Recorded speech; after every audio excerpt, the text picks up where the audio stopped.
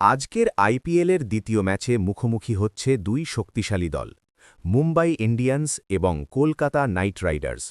ম্যাচটি শুরু হবে আজ রাত ৮টায়। মুম্বাই ইন্ডিয়ান্স দলটি সবসময়ই ব্যালেন্সড স্কোয়াড নিয়ে মাঠে নামে।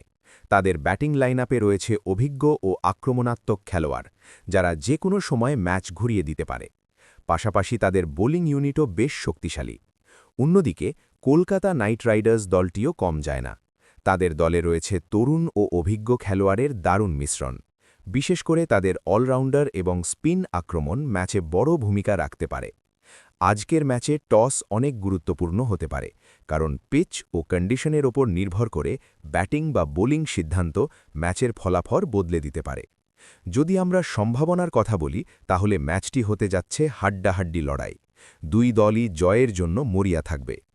প্রেডিকশন: ম্যাচটি খুব কাছাকাছি হবে, তবে সামান্য এগিয়ে থাকতে পারে মুম্বাই ইন্ডিয়ান্স, তাদের অভিজ্ঞতার কারণে।